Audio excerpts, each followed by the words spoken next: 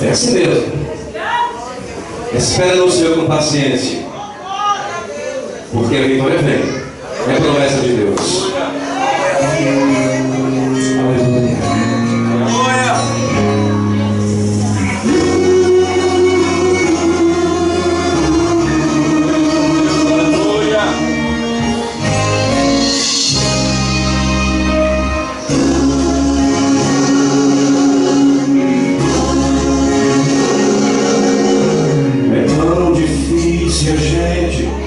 Ter que aceitar atitudes de alguém que quer nos fazer parar. Quem sabe canta. E temos que enfrentar tanta humilhação. O passado Deus perdoou, mas o homem não.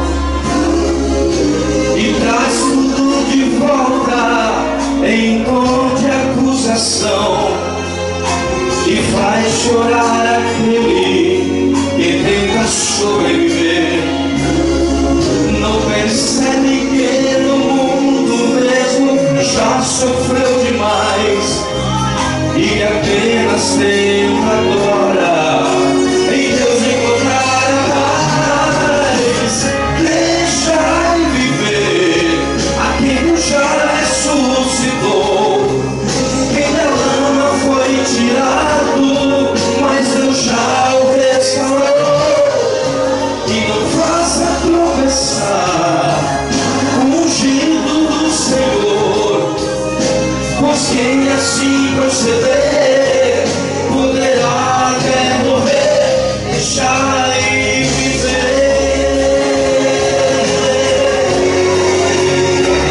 deixa ele viver.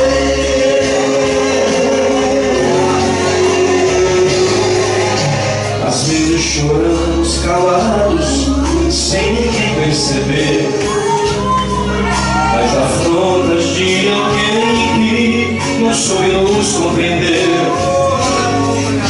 e a quem nós abraçamos e chamamos de irmão. Sua prova de amor foi a traição, e assim seguimos sem saber em quem acreditar. Só o sangue de Jesus é quem pode nos segurar. Outra vez a vida é velha, eu não quero mais voltar. Irmão, eu peço em nome de